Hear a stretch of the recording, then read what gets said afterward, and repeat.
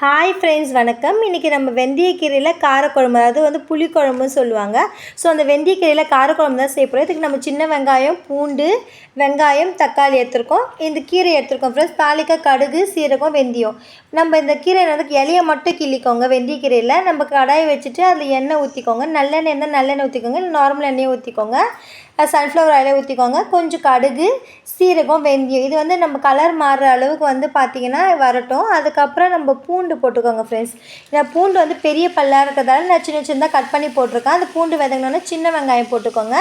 சின்ன வெங்காயம் இல்லாத நீங்கள் பெரிய வெங்காயம் போட்டுக்கோங்க. ஆனால் சின்ன வெங்காயம் டேஸ்ட்டாக இருக்குது. அதுக்கப்புறமா கருவேப்பிலை போட்டுக்கோங்க. அதுக்கப்புறமா தக்காளி போட்டு நல்லா வதக்குங்க. நான் வதக்கிறதுக்காக சீக்கிரமாக வதக்கிறதுக்காக நான் கல்லுப்பு ஆட் பண்ணியிருக்கேன். நல்லா வதக்கிடுங்க. அதுக்கப்புறமா நம்ம கீரை மட்டும் வச்சுருக்கோம் பார்த்தீங்களா, இலையை மட்டும் கிள்ளி. ஸோ அதை ஆட் பண்ணிக்கோங்க. இது பார்க்க நிறைய கீரை இருக்கிற மாதிரி தான் இருக்கும். ஸோ 2 நிமிஷம் தான் வதக்கிறப்பமா பார்த்தீங்கன்னா கொஞ்சமாக ஆக்சுவலாக இது ஒரு 2 பேர் சாப்பிட்ற அளவுக்கு மட்டும் தான் வந்தது. நான் ஒரு கட்டு கீரை வாங்கி அந்த அளவுக்கு தான் நான் செய்திருக்கேன்.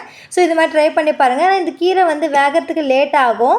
ஆனால் கொஞ்சம் நல்லா வதக்குங்க. அதுக்கப்புறமா வீட்டில் அரைச்ச மிளகாத்தூள் பார்த்தீங்கன்னா ஒரு 2 ஸ்பூன் நான் ஆட் பண்ணியிருக்கேன். ஆட் பண்ணிவிட்டு நல்லா வதக்குங்க. வதக்கிட்டு தேவையான அளவுக்கு தண்ணி ஊற்றுங்க. தண்ணி ஊற்றி வேக வச்சுருங்க. அதுக்கப்புறம் ஒரு சின்ன சைஸ் புளியை நான் கரைச்சி ஊற்றிருக்கேன். அது புது புளி, கொஞ்சம் புளிப்பாக இருக்குது.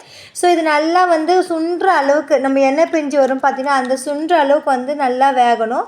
வெந்துட்டு அப்புறமா பார்த்தீங்கன்னா நீங்கள் ஆஃப் பண்ணிவிடுங்க ஃப்ரெண்ட்ஸ். இது பார்த்தீங்கன்னா எதுக்கு சைடிஷ் நமக்கு எதுவுமே தேவையில்லை. ஏன்னா இது நம்ம சின்ன வெங்காயம் போட்டிருக்கோம், பூண்டு போட்டிருக்கோம். அதை வச்சுனே நம்ம தொட்டு சுட சுட சாதத்தில் சாப்பிட்டா அவ்வளோ அருமையாக இருக்கும். நான் ட்ரை பண்ணி பாருங்கள். நான் ட்ரை பண்ணி பார்த்தா அவ்வளோ டேஸ்ட்டாக இருந்துச்சு.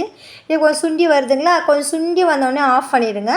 சூடாக சாதத்தில் போட்டு சாப்பிடுங்க. அவ்வளோ அருமையாக இருக்கும் ஃப்ரெண்ட்ஸ். ஒரு தடவை ட்ரை பண்ணி பாருங்கள். நீங்கள் கூட்டு குழம்பு செய்வீங்களா, கீரை குழம்பு, அது மாதிரி இதோட ட்ரை பண்ணி பாருங்கள். ஷேர் பிடிச்சா லைக் பண்ணுங்கள், ஷேர் பண்ணுங்கள், கமெண்ட் பண்ணுங்கள், சப்ஸ்கிரைப் பண்ணுங்கள், சப்போர்ட் பண்ணுங்கள்.